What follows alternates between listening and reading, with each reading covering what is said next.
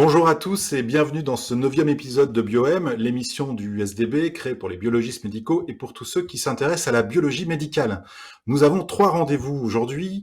Tout d'abord le Focus, au cours duquel le professeur Jean-Michel Halimi et le docteur Sylvie de Gégère nous parleront du programme Carré Biologie qui vise à mieux prendre en charge la maladie rénale chronique des patients diabétiques. Puis le professeur François Blanchecotte, dans le grand entretien, va dialoguer avec Michel Picon, président de l'UNAPL, et Sébastien Guérard, président des libéraux de santé. Sujet du jour, la place des professionnels libéraux en général et dans la santé en particulier, à l'occasion de la présidentielle. Nous terminerons enfin l'émission avec un point d'actualité de la biologie médicale avec le professeur François Blanchecotte. C'est parti pour le Focus.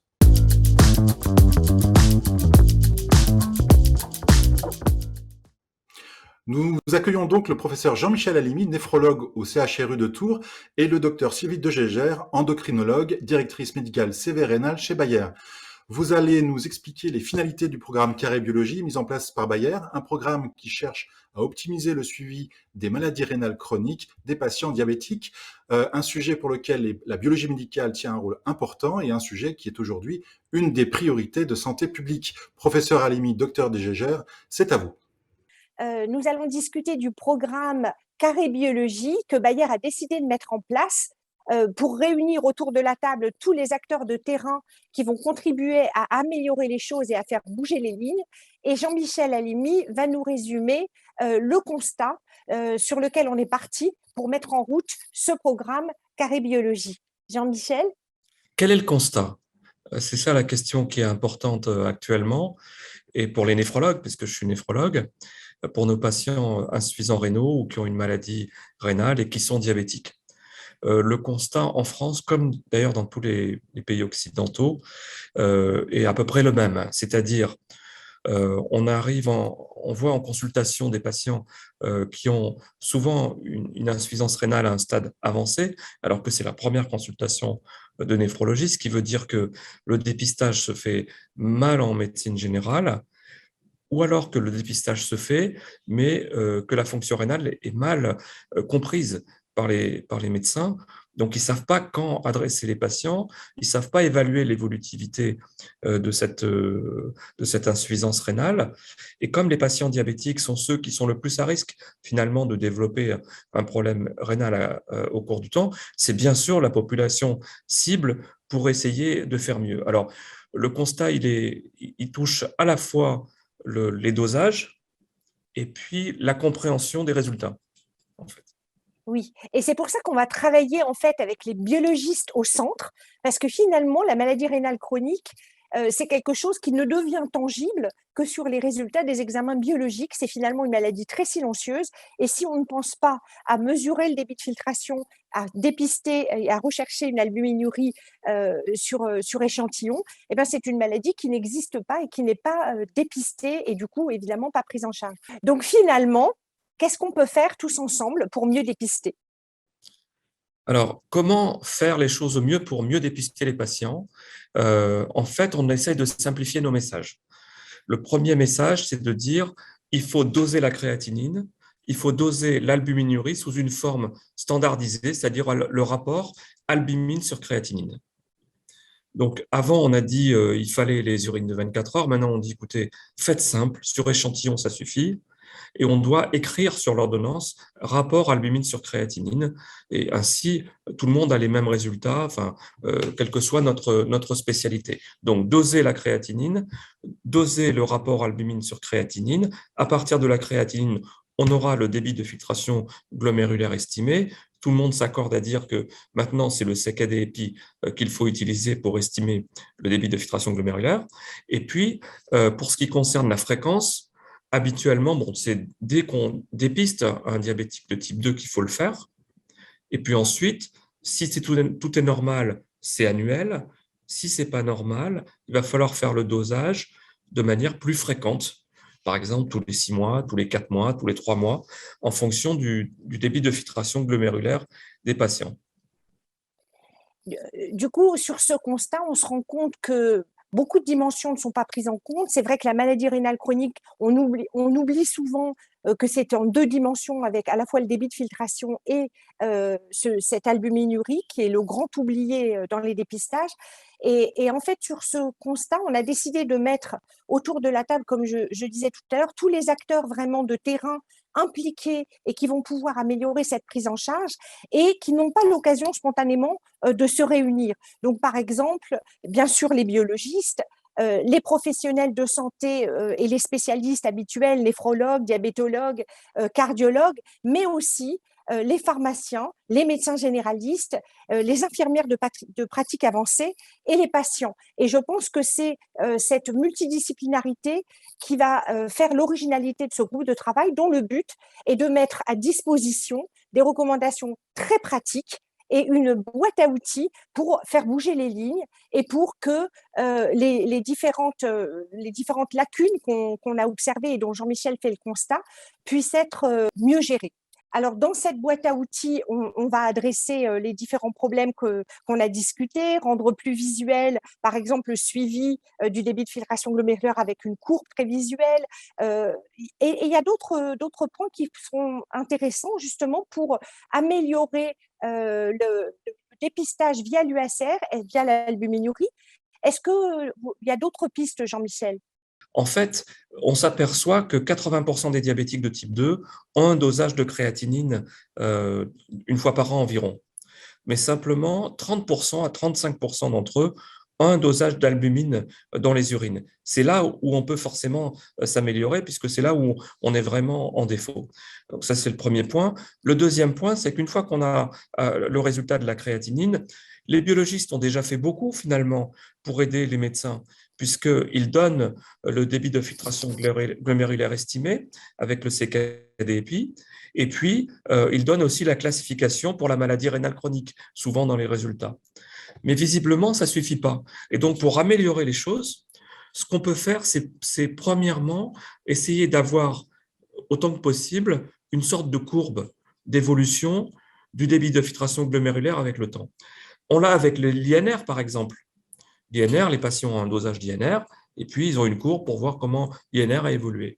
Donc on peut imaginer, comme ça se fait dans le centre Val-de-Loire, que dans toute la France, à chaque fois qu'on a un résultat de créatinine, et pas avec des antériorités de créatinine, on ait cette courbe-là au cours du temps, qu'on ait les antériorités. Et si possible, ce qui rendrait encore plus service aux médecins, c'est pour chaque point dans la courbe, marquer le chiffre de DFG auquel il correspond. Et donc on pourrait ainsi plus visuellement montrer aux médecins, mais aussi aux patients, l'évolution de sa fonction rénale. Donc ça serait un pas vraiment important. Donc ça, c'est le premier point. Le deuxième point, on pourrait imaginer quelque chose d'encore plus sophistiqué, qui est le calcul du débit de filtration glomérulaire, de sa variation au cours du temps. Par exemple, on pourrait imaginer que le patient a initialement un DFG, je ne sais pas, à 55, il a un 3-4 après, puis un cinquième à 40, par exemple. Et on pourrait imaginer que soit calculée la vitesse à laquelle ce DFG diminue en millilitres par minute et par an. Donc, c'est quelque chose qu'on peut faire au niveau des logiciels. Et puis, il y a encore un truc qui peut être fait. Je veux dire par là que les médecins généralistes n'ont pas tous la même sensibilité aux outils qu'on leur donne. Et donc, on a besoin de leur offrir plusieurs outils. Donc, tu as employé le terme de boîte à outils, et je pense que c'est vraiment ça. Certains ont besoin d'avoir une visualisation, c'est très bien. Certains ont besoin d'avoir des chiffres, donc il faut pouvoir les fournir, ou des vitesses d'évolution, si on peut les fournir, c'est très bien. Et puis, de plus en plus, en discutant avec les médecins généralistes, je m'aperçois qu'ils ont envie d'avoir une sorte d'estimation du risque d'aller en dialyse. Alors avant, on ne l'avait pas, et maintenant on l'a. Ce truc s'appelle KFRE, Kidney Failure, Renal Failure Evaluation. Donc ça veut dire l'évaluation du risque d'insuffisance rénale chronique terminale à 5 ans. Donc moi, je l'utilise avec mes patients. Donc il y a un site, mais c'est embêtant d'aller sur un site si on peut avoir les résultats de biologie devant nous. Mais là, pour l'instant, on ne l'a pas. Donc on va sur un site, il suffit de rentrer l'âge, le sexe, savoir si le patient est d'origine nord-américaine ou pas, l'albuminurie, le rapport albumine sur créatinine dont on parle, et le débit de filtration glomérulaire, donc les résultats qu'on a sur nos feuilles de biologie, finalement, Et avec ça, on nous donne à 5 ans le risque d'arriver en dialyse. Et moi, je trouve qu'il y a certains patients qui sont très intéressés par ce type d'information. Ça peut tout à fait les rassurer s'ils sont angoissés quand le risque est faible. Et d'autres, ça peut aussi les intéresser quand le risque est plus important, de mieux visualiser avec un chiffre. Certains ont besoin, médecins comme patients d'ailleurs, certains ont besoin de chiffres, d'autres ont besoin de courbes. Et donc, l'idée, c'est d'avoir une boîte à outils qu'on utiliserait. Et donc, certains médecins seront plus sensibles à certains éléments et d'autres à d'autres, mais à la fin, le but du jeu, c'est que le médecin qui s'occupe du patient puisse avoir tous les outils pour se rendre compte du risque rénal du patient et savoir ce qu'il faut faire. C'est exactement l'objectif de la mise en place de ce comité de protection cardio-rénale carré biologie pour se mettre autour de la table et pour construire cette boîte à outils. Donc, on l'a fait avec un comité de pilotage qui a déjà commencé à travailler avec 2 groupes de travail, un groupe biologie, un groupe prévention.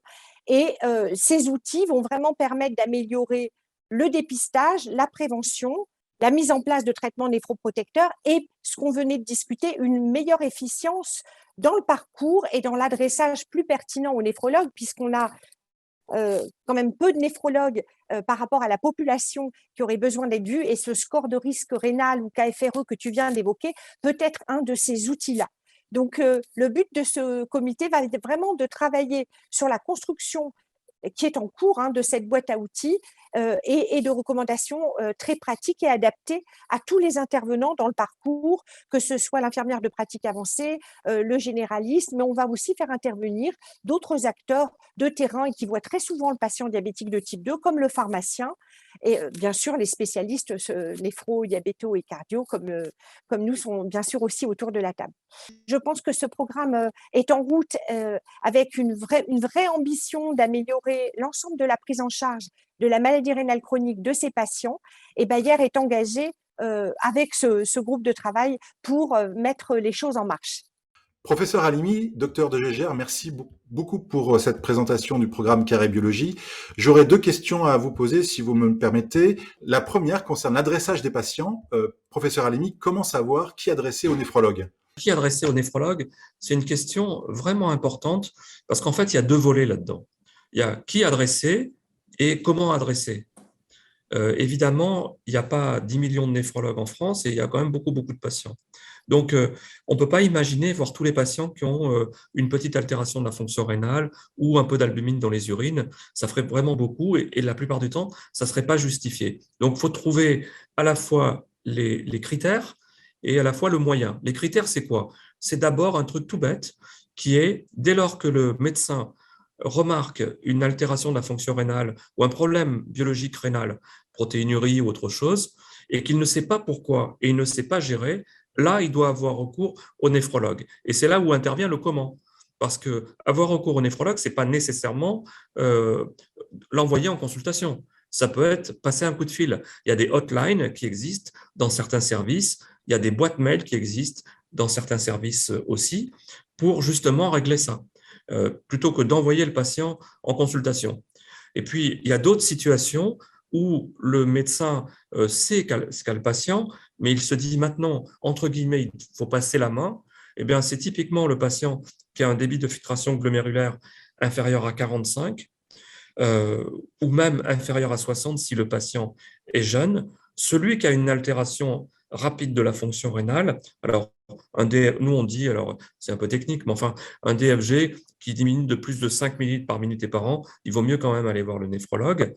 Et puis tout à l'heure, on a parlé de KFRE. KFRE, ça veut dire score de risque rénal.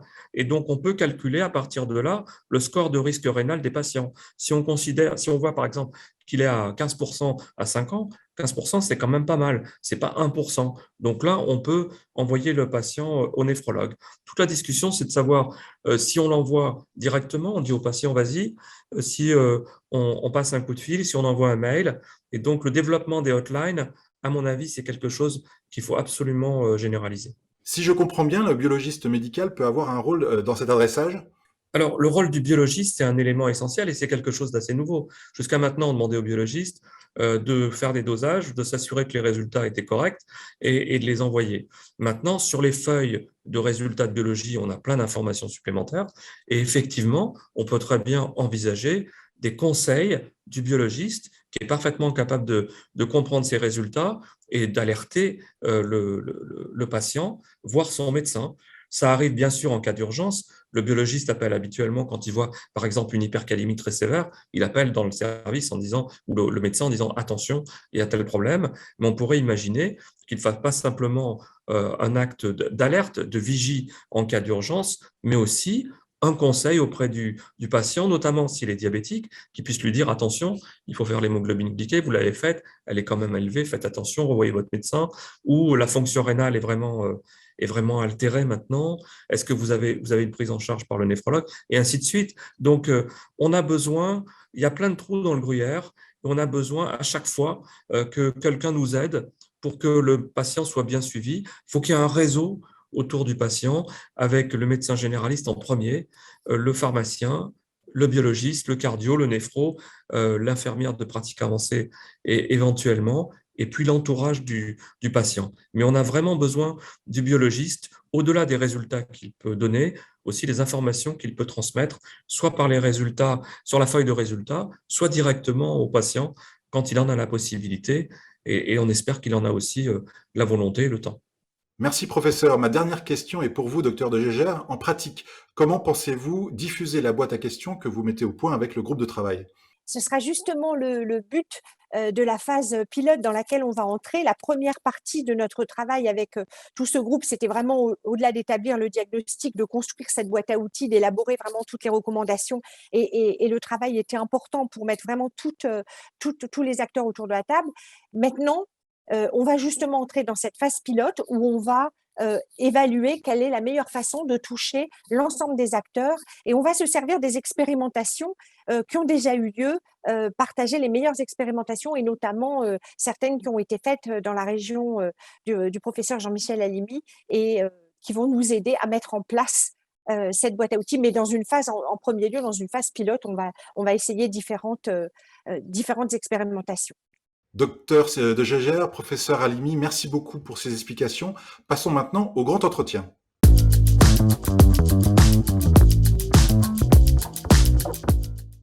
Nous accueillons maintenant le docteur François Blanchecotte, président du SDB, pour un entretien avec Michel Picon, président de l'UNAPL, et Sébastien Guérard, président des libéraux de santé. Bonjour, merci beaucoup de votre présence. Eh bien, écoutez, Michel Picon, pouvez-vous nous présenter en quelques mots ce qu'est l'UNAPL, c'est-à-dire l'Union des professions libérales que vous présidez, ainsi que son rôle pour les professionnels libéraux? Alors, l'UNAPL est une organisation interprofessionnelle. Elle regroupe 69 syndicats ou fédérations professionnelles des trois secteurs qui composent les professions libérales. Le secteur de la santé, que vous connaissez bien, le secteur du droit, que vous connaissez également avec les avocats, les notaires, les huissiers et toutes les professions du droit. Et puis un secteur un peu plus large, le technique et cadre de vie, qui comprend les professions réglementées habituelles, les architectes, les géomètres, économistes de la construction, et puis tous ces nouveaux métiers autour du mieux-être ou autour des consultants, des coachs. C'est 1 200 000 professionnels que l'UNAPL représente, et ces 1 200 000 professionnels libéraux emploient 1 500 000 salariés. C'est donc un corps social d'un peu plus de 3 700 000 personnes. Les missions de l'UNAPL, c'est défendre et promouvoir l'exercice libéral auprès des pouvoirs publics, des Français, des jeunes. L'UNAPL est mobilisée sur toutes les questions transversales. On ne s'occupe pas des sujets professionnels de nos organisations. C'est pas l'UNAPL qui s'intéresse à la convention médicale. C'est pas l'UNAPL qui négocie avec la chancellerie les sujets des professions de droit. L'UNAPL est mobilisée sur ce qui nous est transversal à tous, c'est-à-dire la protection sociale avec son département maladie, la prévoyance, la retraite, les sujets de formation que nous avons en commun, les sujets de fiscalité, les sujets de mode d'exercice dont on parle beaucoup aujourd'hui dans la loi sur le développement des indépendants. Et puis, bien évidemment aussi, comme nous sommes employeurs, je le précisé précédemment, nous nous occupons du dialogue social. C'est une équipe de 15 personnes, l'UNAPL, qui est au service de ces organisations, de ces 69 organisations membres. Voilà un petit peu l'organisation de l'UNAPL qui s'inscrit dans le paysage des organisations patronales de notre pays. Ensuite, ce qui est important, et il faudrait peut-être le souligner, c'est en quoi ces professions libérales apportent finalement au niveau de la bonne santé de notre pays, en termes d'économie, en termes de social, et que représentent-elles finalement pour les Français? C'est un volet très important dans notre pays. C'est 28,6% des entreprises en France est une entreprise libérale. C'est près d'une entreprise sur quatre. C'est l'ensemble des professionnels libéraux, c'est 213 milliards de chiffre d'affaires, c'est 11% de la valeur ajoutée du pays. Ce n'est pas neutre dans les comptes de la nation. C'est 1,5 million emplois, je le disais tout à l'heure, et ce sont des emplois non délocalisables qui irriguent l'économie dans les territoires. C'est plus de 200 000 créations d'entreprises chaque année avec un solde positif, puisqu'il y a bien évidemment des créations d'entreprises, il y a aussi des entreprises qui ferment. Souvent, ce sont des entreprises, des petites entreprises, des toutes petites entreprises, mais ça témoigne de la vitalité de ce secteur. Et puis, d'une manière plus large, les professionnels libéraux soignent, conseillent, défendent chaque jour sur l'ensemble de notre territoire un peu plus de 5 millions de Français. C'est 5 millions de Français qui passent chaque jour dans les cabinets des professions libérales. Ce sont des professions essentielles. Elles sont indispensables à la vitalité des territoires, aux liens humains aussi qu'elles maintiennent dans la proximité avec, on s'en rend bien compte, l'indispensable présence du médecin, du pharmacien, du vétérinaire, de l'infirmier, du kiné, pour que les centres-villes, les centres-bourgs et nos territoires puissent vivre. Lorsque elles ne sont plus présentes, eh bien la vie disparaît. Donc oui, c'est extrêmement important et je crois que notre mission, c'est de le faire reconnaître partout où c'est nécessaire et particulièrement au gouvernement. La troisième question, c'est sur finalement les jeunes qui rentrent sur le marché aujourd'hui. Est-ce qu'ils sont tentés par cet exercice libéral? Est-ce qu'ils ont une tendance à aller plutôt vers le salariat? Comment analysez-vous cette demande aujourd'hui des jeunes? Alors c'est assez paradoxal et c'est aussi en fonction des secteurs. Il y a des jeunes qui sont attirés par le salariat, plus précisément dans les métiers de santé aujourd'hui. C'est une tendance que l'on note, hein, et il y a des raisons pour ça. Je pense que les professionnels de santé qui sont avec moi aujourd'hui pourront l'exprimer mieux que moi. Mais il y a aussi une autre tendance de salariat qui épouse et embrasse les professions libérales. J'entends à la suite du Covid, vous savez ce que les entreprises appellent les salariés zombies. Eh bien, les salariés zombies, ils ont pris conscience qu'ils pouvaient faire des choses à distance et de plus en plus, des salariés deviennent des indépendants, mais lorsque leurs prestations sont intellectuelles, de consultants ou d'autres professions, eh bien, on a ce transfert de l'autre côté. Moi, ce qui me paraît un peu un sujet sur lequel il faut que l'on se penche, c'est le besoin chez les jeunes d'exercice à plusieurs. L'exercice solitaire est quelque chose qui est de plus en plus craint. La solitude de la décision, la solitude de la gestion de l'entreprise, et puis aussi une idée que la protection sociale de l'indépendant est moins protectrice que ce qu'elle peut l'être dans le statut du salarié. C'est pour ça que nous nous sommes engagés l'année dernière à mettre en œuvre des indemnités journalières qui viennent compléter celles que les régimes avaient mis en place à partir de 90 jours, de manière à ce que l'on puisse, sur cette crainte de la protection sociale, offrir une protection sociale aussi protectrice que ce que les salariés peuvent l'avoir. Donc, ce sont des sujets sur lesquels nous travaillons. Donc, on travaille sur tous ces sujets. On va travailler avec les jeunes dès qu'ils sont dans les écoles, dans les formations, dans les facs, pour promouvoir et leur expliquer que l'exercice libéral peut leur apporter beaucoup de liberté, beaucoup de bonheur et peut-être, vous savez, quand on me dit les jeunes ils veulent devenir salariés, mais quand ils sont salariés, la hiérarchie ils ont parfois du mal à la supporter, ils veulent devenir indépendants. Donc il y a un peu de paradoxe, mais il faut qu'on travaille sur des régimes qui soient équitables sur le plan de la protection sociale. Merci beaucoup. Dernière question. En fait, finalement, l'UNAPL, comme toutes les organisations intersyndicales, a formulé des propositions pour les présidentielles. Il a été formulé 30 propositions. On a reçu, a priori, les candidats. Vous avez auditionné les candidats ou leurs représentants. Quel regard portent finalement les politiques sur notre secteur libéral? Et aujourd'hui, quel avenir avons-nous, nous, profession libérale, par rapport à ces programmes qui sont mis sur la table aujourd'hui? Alors, oui, nous avons fait, c'est un peu à la mode aujourd'hui, hein, tous les candidats reçoivent les propositions, les livres blancs, ils en sont submergés, nous disent-ils, mais bon, en fait, à la fois, ils sont là pour ça, hein, pour recevoir. Tous nous disent qu'ils nous aiment et que nous sommes des gens merveilleux, bien sûr. Mais quand on dépasse un petit peu cette question, on se rend compte que peut-être ils disent ça à tout le monde parce qu'en fait, ils ne nous connaissent pas bien. Les professionnels libéraux, pour eux, c'est quelque chose de... Oui, on sait, ce sont des gens qui se situent entre les commerçants, ils sont pas artisans, oui, c'est les médecins, mais le corps social d'1,2 million professionnels, ils le connaissent pas.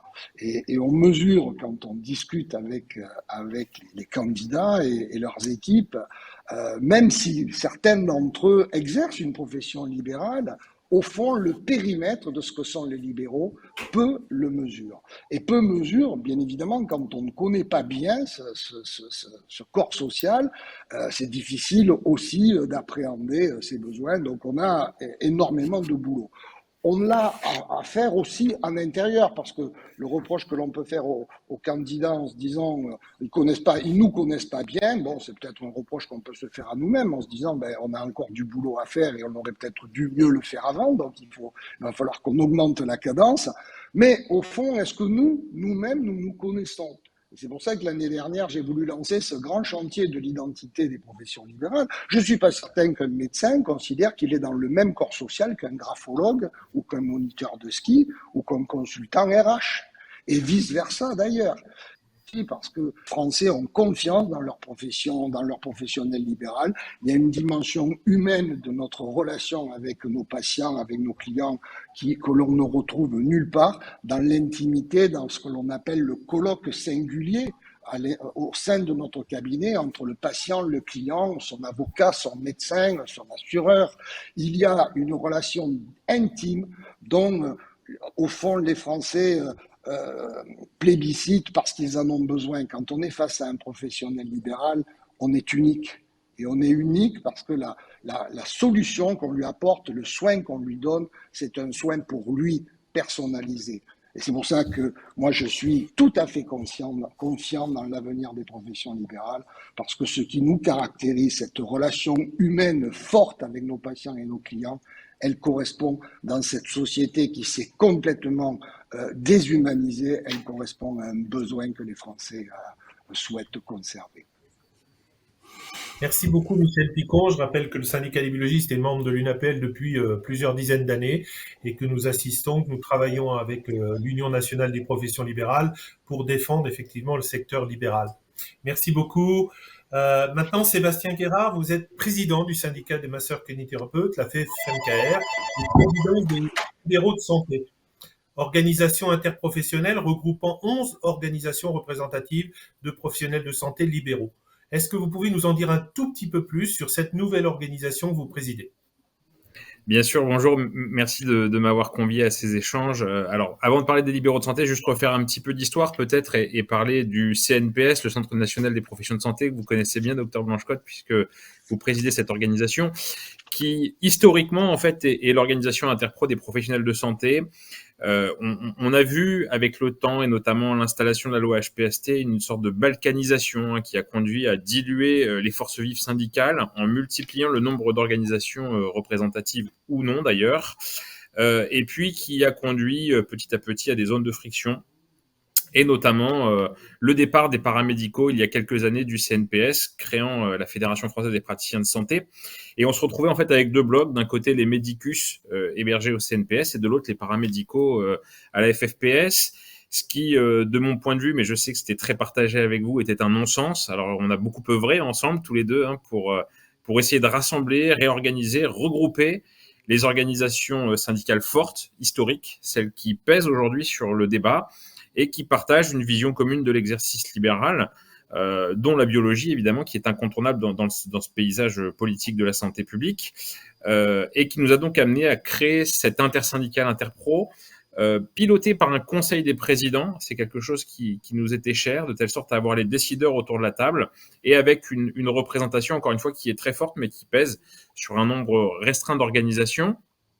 Et l'objectif pour nous étant d'avoir une vision transversale sur tous les métiers de santé pour mieux se connaître, mieux connaître les problématiques des autres professionnels et notamment les conventions, puisqu'on connaît les mécanismes de nos interlocuteurs institutionnels qui ont tendance assez facilement à passer par des stratégies de copier-coller, donc le principe de la duplication des méthodes de la technostructure qui nous permet donc de mieux appréhender les discussions conventionnelles, notamment les discussions interpro, monopro, nos sujets étant essentiellement axés santé, hein, et le but des libéraux de santé, c'est d'être force de proposition sur tous les plans qui nous concernent de près ou de loin dans le domaine de la santé. Alors, on a, comme l'a évoqué Michel Picon tout à l'heure, un certain nombre de libéraux qui souhaitent effectivement exercer plutôt en groupe. Et nous, vous portez, en tout cas, aux libéraux de santé, un projet d'exercice coordonné interprofessionnel. Est-ce que on a le sentiment que ce projet peut répondre à la perte d'attractivité que pourrait avoir l'exercice libéral chez les jeunes? Est-ce qu'il peut se poser en alternative de façon à avoir des équipes libérales coordonnées autour du patient? Mais je pense que vous en parlez mieux que moi. Oui, ce qui était évoqué d'ailleurs tout à l'heure, hein, on a une nouvelle génération qui s'est construite avec une vision de plus en plus transversale de nos métiers.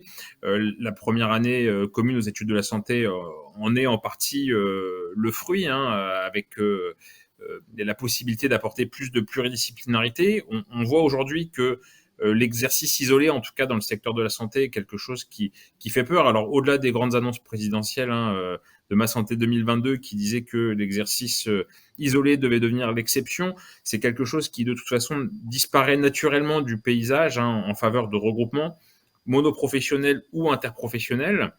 Donc pour autant, l'exercice coordonné tel qu'il est porté par la tutelle a du mal à prendre. On voit bien que les structures pyramidales qu'on a voulu nous construire avec les CPTS, les MSP, les ESP, sont enfermés dans un cadre rigide, hyper administré, qui quelque part ressemble pas vraiment au modèle libéral, hein, pas assez souple en tout cas, pas assez centré sur le patient. Et c'est ce que nous portons avec les libéraux de santé, c'est-à-dire la création d'une équipe de soins coordonnée autour du patient, remettre le patient au centre du dispositif, qui pour nous est un petit peu la première marche de l'escalier de l'exercice coordonné, et qui consiste à mettre en place des effecteurs de la coordination autour d'une pratique singulière qui est celle du patient. Alors, les libéraux de santé, évidemment, comme toutes les organisations, ont eu formulé, pas des propositions, mais ont finalement porté une proposition originale, c'est-à-dire de faire une loi, de faire une proposition de loi. Comment est née cette idée et aujourd'hui, comment vous comptez la présenter effectivement aux candidats? Notre marque de fabrique, je dirais que ce sont la capacité à être force de proposition collective, être dans l'anticipation bien plus que dans la réaction pour être plus puissant. On est tous dans le même bateau, toutes professions confondues, et nous savons combien nos interlocuteurs ont un peu douté de la création de cette nouvelle intersyndicale interpro. Donc on a voulu être en capacité de proposer quelque chose d'un petit peu disruptif. Comme le disait le président Picon tout à l'heure, un certain nombre d'organisations ont tous porté leur livre blanc, leur série de propositions, une sorte de liste à l'après-vert qu'on suggère aux candidats en leur disant qu'est-ce que vous prenez ou qu'est-ce que vous prenez pas finalement là-dedans. L'idée, en fait, de notre point de vue, est de dire finalement, on passe notre temps à réagir au projet de loi de santé parce que chaque équipe de campagne, chaque nouveau président installé présente sa loi de santé. On s'est dit, nous, on va prendre le stylo, on écrit la prochaine loi de santé et on va appeler l'ensemble des candidats et leurs équipes à venir débattre avec nous et nous donner leur regard sur la loi de santé telle que nous la voyons nous écrite par des libéraux à travers un projet ambitieux, on ne se le cache pas, mais en tout cas une démarche responsable avec un engagement fort des libéraux de santé pour répondre aux défis de l'accès aux soins et de la dépendance, et un texte qui révolutionne clairement la vie conventionnelle et le système de financement du système de santé de demain. Est-ce que vous pensez vraiment donc qu'il peut répondre à l'accès aux soins, au problème de la dépendance qui se pose devant nous? Est-ce qu'il aborde finalement tous ces sujets? Alors, il aborde ces sujets, mais pas que, hein. C'est-à-dire qu'on va bien plus loin que l'accès aux soins et la question de la dépendance, qui bien entendu sont au cœur de nos propositions, mais nous pensons que c'est pas le seul défi de demain, hein. On est dans une période où on va entamer 3 grandes transitions: la transition démographique, donc le vieillissement de la population, mais aussi la transition numérique. D'ailleurs, les biologistes ont un petit train d'avance sur les autres sur ce sujet-là, et la transition écologique. Donc, ce sont 3 défis qu'il va falloir mener de front et auxquels le système de santé va devoir répondre. Le constat pour nous, il est simple, c'est un système de santé qui est complètement à bout de souffle, hyper hospitalo-centré, dont les patients sont les premières victimes puisqu'il devient de plus en plus difficile d'accéder à un médecin. Donc, on va pas reprendre les chiffres, mais c'est 6 millions de Français sans médecin traitant, dont 10% en ALD. Une espérance de vie qui augmente, mais une espérance de vie en bonne santé qui stagne, qui appelle à repenser toutes les logiques d'organisation. Un impératif pour nous, c'est de sortir de ce système hyper administré et repenser la logique de parcours de soins, qui doit passer d'une logique de niveau de recours, je dirais, à une logique de niveau de recours, et en remettant la prévention au centre du débat. Donc, les libéraux de santé, clairement, font une proposition de faire de la coordination le pilier de l'assouplissement de ce système de santé, de l'accès aux soins, tout en renforçant le système conventionnel et son financement, puisque pour ça, il va falloir dégager quand même des moyens. La problématique, on le voit bien à travers le Ségur de la santé, c'est que l'ensemble des moyens sont concentrés exclusivement sur l'hôpital, et un cadre de financement de l'exercice libéral qui doit être plus soutenu, plus structuré, et permettre d'apporter les moyens nécessaires à la prise en charge de l'ensemble des besoins de santé. Donc notre stratégie se base sur 6 axes de réflexion, pour faire très simple et résumer. 1, révolutionner le système conventionnel et le financement en redonnant du poids aux organisations représentatives. 2, développer des solutions de coordination souples autour des patients, et c'est ce que nous portons à travers les ESCAP. 3, décloisonner et recentrer les formations en santé sur le libéral. 4, démocratiser le numérique en santé, et on attend beaucoup en tout cas de l'espace numérique en santé. 5, faire de la prévention la clé pour vivre en bonne santé en développant une logique de parcours de prévention en s'appuyant sur l'ensemble des professionnels de santé libéraux. Et enfin, 6, garantir la qualité des soins pour tous. Avant de conclure avec vous deux, est-ce que, comme je poserai la même question qu'à Michel Picon, quel est l'avenir des professions libérales en santé? Est-ce que vous pensez qu'aujourd'hui on a un avenir? Est-ce que aujourd'hui beaucoup de jeunes vont être attirés par notre exercice libéral? Alors déjà, si le modèle que nous proposons est suivi, assurément oui. Nous sommes là, nous, pour défendre ce mode d'exercice bec et ongle, nous y croyons, car l'ADN, pour moi, de l'exercice libéral en santé, de l'entreprise libérale, c'est celui de la flexibilité, de l'adaptation à toute épreuve, de la capacité à innover, à investir et à se projeter vers l'avant, vers demain. Ce que certains ont su parfaitement faire, on a bien vu pendant la crise Covid, la vitesse à laquelle les professions de santé de ville se sont adaptées. La souplesse et l'agilité d'une entreprise libérale sont, de mon point de vue, garantes de son efficience et je dirais même que de son coût-efficience. Et dans la période complexe que nous traversons, inutile de vous dire que le coût-efficience va devenir la règle d'or. Donc l'exercice libéral en santé a de l'avenir. N'en déplaise à certains de nos élus, qui, on le voit dans le débat présidentiel, pensent que c'est en salariant, en contraignant les professions de santé, en les contraignant à s'installer ou tel endroit, en imposant un mode d'exercice, qu'ils trouveront la solution de l'accès aux soins.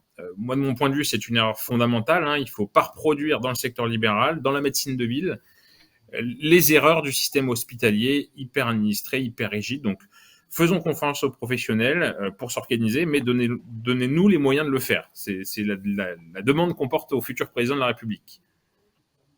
Voilà, je sais qu'on a œuvré tous les deux, en tout cas, pour que ces libéraux de santé puissent permettre de rejoindre à la fois les médicaux et les paramédicaux, qu'on ait des positions communes, et je t'en remercie pour cela. Maintenant, effectivement, j'ai une nouvelle casquette de responsable santé auprès de Michel Picon, de notre organisation patronale. Donc, c'est vrai que l'ensemble des syndicats des libéraux de santé sont à l'UNAPL. Et donc, aujourd'hui, en guise de conclusion, je voudrais que vous m'apportiez votre complémentarité, parce que finalement, d'un côté, on a besoin de traiter les modalités de notre exercice, comme l'a souligné Michel Picon. De l'autre, on a besoin de voir notre exercice professionnel au travers des tutelles, la CNAM, les services de l'État aussi, de façon à pouvoir régler toutes ces difficultés. Donc, je vais vous laisser un petit mot de conclusion. Michel, si tu veux bien apporter ta conclusion, parce que, évidemment, c'est très important que nous ayons une organisation patronale qui s'occupe de tous ces problèmes transversaux. Et moi, je m'occuperai de ça en liaison, évidemment, avec le président des LDS pour pouvoir, évidemment, que tout fonctionne correctement.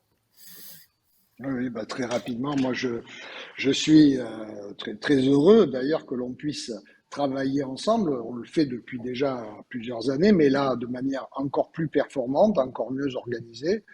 L'initiative des libéraux de santé, d'abord dans leur création et ensuite après dans l'originalité au fond de cette proposition de loi, parce que je pense que ça va en tout cas décoiffer un peu, hein, puisque on est tout le temps en réaction et moi je trouve que c'est une excellente initiative d'être plutôt en force de proposition. Et ce dont je suis à peu près certain, c'est que François, sous ta vice-présidence au secteur santé, en relation étroite avec Sébastien et puis les autres aussi, organisations de santé avec lesquelles on pourra faire le lien sur des sujets qui sont communs et partagés par tous, eh bien qu'on arrivera à faire en sorte que les politiques et les pouvoirs publics cerneront mieux ce que nous sommes, ce qu'est ce corps social, ses besoins et son efficience au bénéfice de tous les Français qui, encore une fois, je le dis, dans toutes les enquêtes, tous les sondages que nous faisons sur les Français, sur l'image qu'ils ont des professions libérales, franchement, ça nous donne du grain à moudre et du baume au cœur aussi parce qu'ils nous apprécient. Voilà, bons travaux Sébastien, à tous. un petit mot. Un petit mot, je crois que Michel a assez bien résumé la situation. Hein. Nous, c'est vrai que le périmètre, je dirais, des libéraux de santé, c'est vraiment le conventionnel. Le conventionnel, les rapports au ministère de la Santé et tout ce qui va être interprofessionnel sur le cœur de métier. Et heureusement, et on est tous fiers de ça d'ailleurs, puisque toutes les organisations membres des libéraux de santé sont aujourd'hui membres de l'UNAPL, qui est quelque part un petit peu notre maison mère, et qui, elle, a une vision peut-être beaucoup plus globale, beaucoup plus entreprise. On sait combien on a besoin de l'UNAPL, en fait, sur tout le dialogue social, en fait, parce que c'est ce qui représente l'entreprise libérale au sens très large du terme.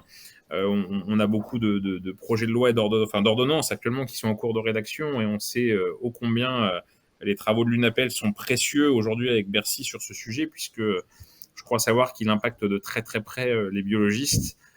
Et donc, il y a de quoi encore animer les semaines à venir sur la rédaction de ces ordonnances. Merci beaucoup à vous deux. En tout cas, bonne journée. Et puis, merci de votre participation à ce débat.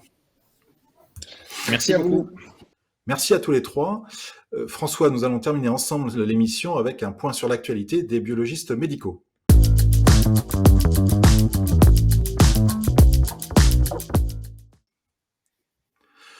François, deux petites questions d'actualité. Où en est-on concernant l'ouverture des négociations sur le prochain accord triennal des biologistes ? Alors, effectivement, on est un peu dans l'impasse pour dire tout, parce que globalement, on avait rencontré le ministre Ogib qui était venu. À ce moment-là, je lui avais fait une proposition d'ouverture de mission un peu plus élargie à Thomas Fatome, le directeur de la Sécurité sociale, de façon à ce qu'il puisse, nous donner des éléments supplémentaires à rentrer dans la convention. À ce jour, il n'y a pas eu de réponse du tout, et donc nous avons discuté avec le directeur général, et il évoque en fait un commencement de discussion à partir du mois de juillet 2022. Aujourd'hui, les réunions que nous avons eues traitent essentiellement de mise en place de groupes de travail, en particulier sur la maîtrise médicalisée, sur un certain nombre d'éléments qui pourraient intervenir. On a parlé beaucoup aussi de biologie délocalisée, bien sûr, et puis il y a un comité de suivi de l'accord qui va se situer autour du mois de juin, qui devrait nous donner les derniers chiffres de l'année 2021 ainsi que le premier trimestre 2022.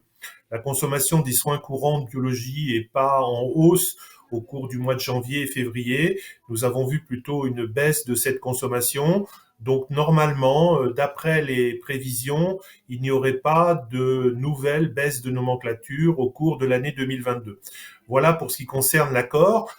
Si nous nous situons dans cette prolongation, c'est vrai que nous reconduirions un accord qui a été déjà validé dans les 3 dernières années précédentes, mais cet accord, évidemment, comporte beaucoup d'éléments substantiels.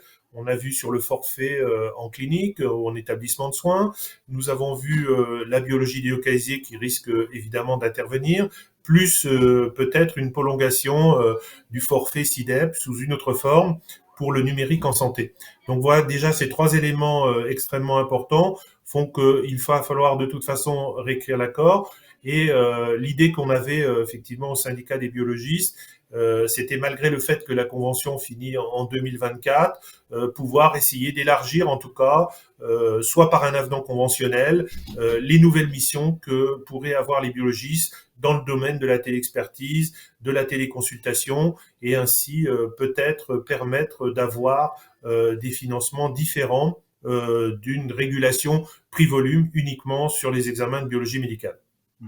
Le fait que ça démarre pas avant juillet, c'est en raison de la période électorale, j'imagine, ou il y a d'autres raisons?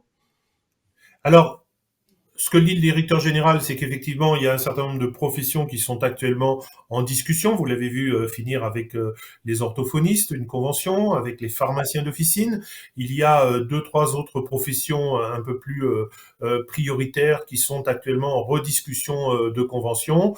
Et puis d'autre part, la période électorale qui fait que, évidemment, on attend l'élection du prochain président de la République, même si le directeur général sait qu'il va être reconduit puisqu'il est présent pour 5 années, et donc c'est bien lui notre interlocuteur de demain. Par contre, effectivement, il attend plutôt la réalisation, en tout cas, de l'exercice au cours du premier semestre pour se rendre compte un petit peu de comment redémarre, après cette période de 2 années de la Covid, les soins courants en biologie. Merci François. La deuxième question, c'est le 23 mars dernier, c'était l'ouverture des négociations avec l'assurance maladie sur l'ACIP relative au financement de la coordination clinique de proximité autour du patient. Ouf, je suis allé au bout. François, de quoi s'agit-il? Et sans préjuger des résultats des négociations, comment les biologistes médicaux peuvent-ils s'y impliquer? Bah écoutez, depuis le début, on a essayé de participer à toutes ces réunions, et Dieu sait s'il y en a eu, et tous ces accords cadres interprofessionnels, qu'on appelle par évidemment un acronyme les ACIP. Beaucoup de biologistes ne connaissent pas forcément tous ces accords nationaux. En tout cas, ce sont des accords conventionnels entre des professions et puis des projets présentés par l'assurance maladie pour la coordination autour du patient. Et c'est vrai que dans ces accords, nous avions évidemment la création des CPTS, ces fameuses communautés professionnelles de territoire de santé, qui était un des projets phares du président Macron, et dans lequel un certain nombre d'organisations se sont installées dans nos départements, dans nos villes, nos agglomérations, sous forme de ces communautés. Dans ces communautés, aujourd'hui, je trouve qu'il n'y a pas assez de biologistes qui s'y impliquent.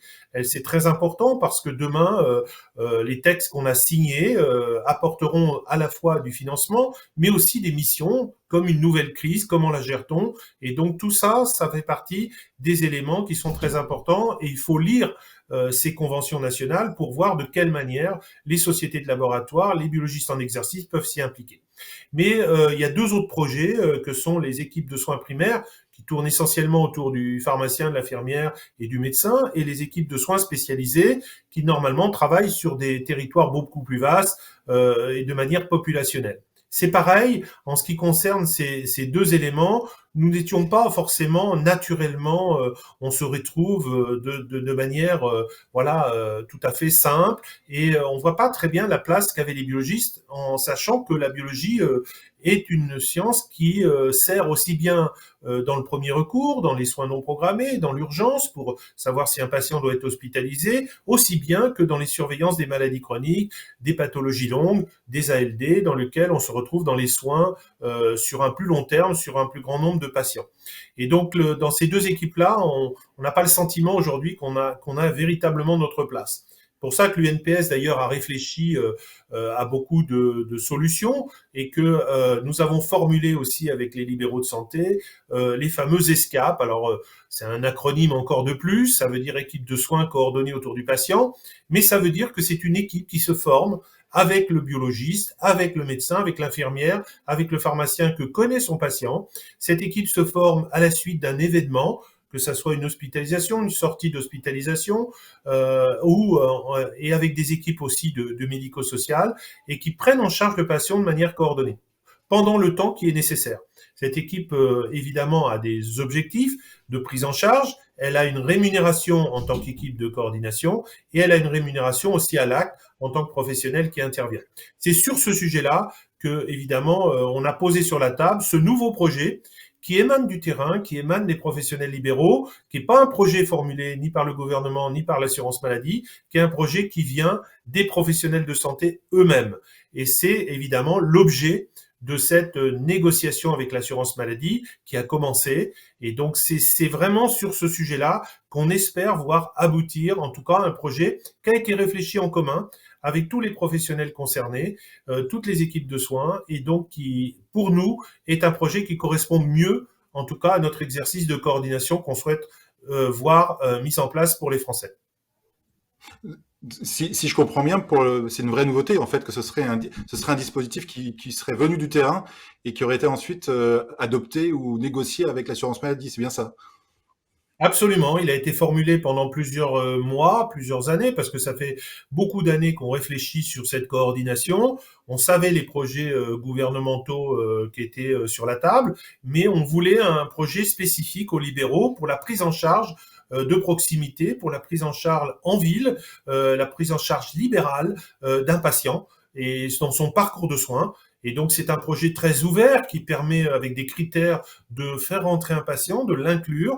C'est un projet aussi ouvert qui permet de choisir des outils informatiques adaptés qui permettent cette coordination. Il y a une vraie traçabilité, une vraie, un vrai historique de ce que le patient a autour de lui. Et ça, l'assurance maladie peut le contrôler. Et c'est ce qui nous semble aujourd'hui un projet extrêmement prioritaire pour nous, face aux projets qui ont été proposés par les uns et par les autres. A priori, la négociation devrait se terminer à quel moment? Alors, on a eu beaucoup de mal à avoir un rendez-vous, faut pas se le cacher, il a été repoussé. Là, aujourd'hui, effectivement, première réunion. Alors, demain, ça en demandera certainement plusieurs.